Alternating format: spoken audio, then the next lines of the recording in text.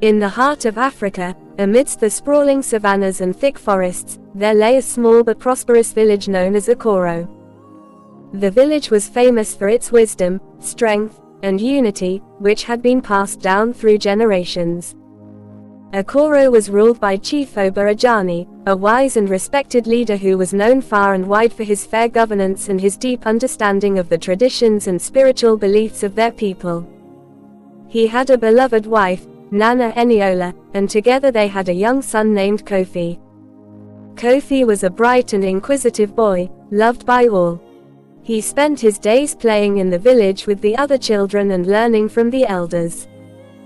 He was particularly close to his father, often sitting by his side, listening intently to stories of the ancestors and learning the ways of leadership. The people of Akoro held great hopes for him, as it was clear that Kofi was destined for greatness. But as Kofi grew, his village was struck by tragedy. One dark night, when the moon was hidden behind storm clouds, a group of marauders descended upon Akoro. These were fierce warriors from a neighboring kingdom, notorious for the greed and cruelty. They sought to capture the chief's son, seeing him as a valuable prize to use in future negotiations with other tribes. Under the cover of darkness, they raided the village, taking Kofi with them, and leaving behind a trail of destruction. Kofi's mother, Nana Eniola, was devastated by the loss of her son, and Chief Oba Ajani, though heartbroken, vowed to one day reclaim his son. The people of Akoro mourned the loss, but they did not give up hope. They believed that one day, Kofi would return to lead them, and so they kept the memory of their stolen prince alive in their hearts. The marauders took Kofi to the distant kingdom, far beyond the jungles and mountains that bordered Akoro. The land was foreign to Kofi, and the people spoke in strange tongues. He was thrown into a life of hardship and forced to serve the very people who had taken him from his home. As the years passed, Kofi's life became a mix of labor, servitude, and survival. Yet, through it all, he never forgot where he came from. His mind remained sharp, and his spirit unbroken. The ruler of the Marauders' kingdom was a cruel and cunning man named King Adisa. He saw potential in Kofi, admiring the young boy's strength, intelligence, and resilience. When Kofi reached the age of 16, King Adisa brought him into the royal court. He made Kofi his advisor, impressed by his sharp mind and ability to quickly grasp matters of politics and war. Although he was still a prisoner, Kofi now had access to the inner workings of the kingdom. He learned the art of diplomacy, the strategies of warfare, and the subtleties of power. His wisdom and insight won the respect of the court, and soon, Kofi was one of the king's most trusted allies. Despite his newfound status, however, Kofi's heart remained with Akoro. He dreamed of returning one day to reclaim his birthright. Years passed, and Kofi grew into a young man of remarkable character. He had not only become a skilled diplomat and strategist but had also earned the respect of the kingdom's military leaders. One day, while observing a military campaign, he saw an opportunity. The kingdom he had been held captive in was vulnerable, weakened by internal strife and rebellion. Kofi saw that the time was ripe to escape and return home to Akoro. One stormy night, under the cover of darkness, Kofi seized the opportunity. He slipped away from the palace, evading the guards and making his way through the dense forests toward freedom. The journey back to Akoro was perilous, but Kofi's determination kept him going. After weeks of traveling, he finally returned to the land of his birth. Upon his arrival, Kofi found that much had changed. His father, Chief Oba Ajani, had passed away during his absence, and his uncle, Chief Olanrawaju, had taken the throne. The village of Akoro was now ruled by this new leader, who had seized power when the old chief grew ill. The people of Akoro were not happy with Olanrawaju's rule, for he was a man of ambition, driven more by greed than wisdom. The villagers longed for the return of the true leader, the son of Chief Oba Ajani. Kofi, though older and wiser, was deeply troubled by the changes in his village. He realized that he had a rightful place as the heir to the throne, and he was determined to take it back. Armed with the knowledge he had gained during his years in the foreign kingdom, Kofi approached the elders of Okoro. He spoke of the injustices that had befallen his family and his people, of the darkness that had overtaken the land in his absence.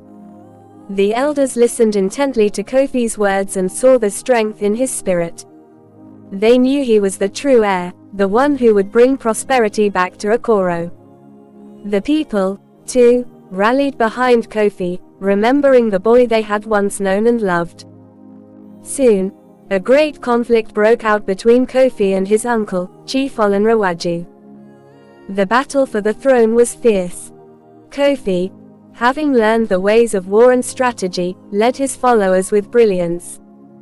His knowledge of diplomacy and military tactics allowed him to outsmart his uncle's forces at every turn. Kofi's supporters, many of whom had remained loyal to his father, fought with unwavering determination, for they knew that the rightful heir had returned. In the end, Kofi's forces were victorious. Chief Olunrewaju was overthrown, and Kofi ascended to the throne as the rightful ruler of Okoro. The people rejoiced, for the son of the beloved chief had returned to lead them once again. Kofi's reign marked the beginning of a new era for Okoro, an era of peace, prosperity, and unity. As a wise and just ruler, Kofi expanded Okoro's influence, forging alliances with neighboring tribes and bringing wealth to the kingdom. He married 3 beautiful and strong women from different tribes, each of them playing an important role in the governance of Okoro. They bore him 8 children, 4 sons and 4 daughters.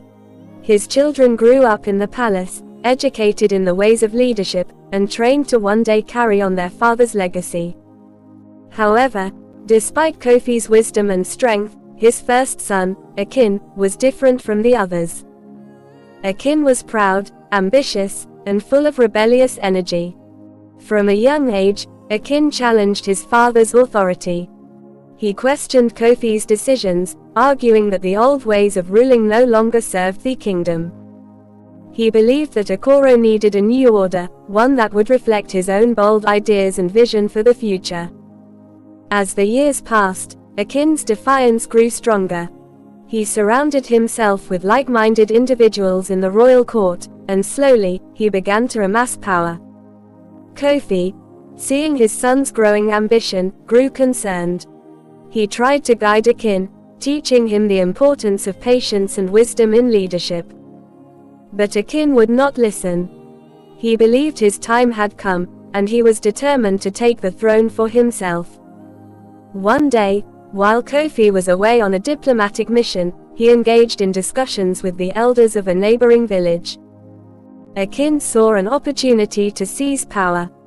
He gathered a group of loyal followers, including influential members of the royal court, and launched a rebellion against his father. The palace erupted into chaos as Akin declared himself king, overthrowing Kofi's rule. Kofi returned to Okoro to find his kingdom in turmoil. His son, the boy he had raised and loved, had turned against him. Akin's supporters cheered for the young prince who had risen to power, while Kofi's loyalists were left to mourn the fall of the beloved king. Kofi, though heartbroken, knew that he could not fight against his own blood. With a heavy heart, he abdicated the throne, stepping aside to allow his son to rule. Akin's reign, however, was not as glorious as he had hoped. Though he ruled with an iron fist, his leadership was marked by division and unrest. The people of Okoro, once united under Kofi's wise rule, now found themselves divided. Akin's harsh policies and disregard for tradition alienated many of his subjects. The kingdom began to unravel, and the prosperity that Kofi had brought to Okoro began to fade. Kofi, having abdicated the throne, left the palace and wandered the land as a humble sage. He traveled from village to village, offering wisdom to those who sought it. The people of Okoro still remembered their former king, and they continued to honor him, though he no longer wore the crown.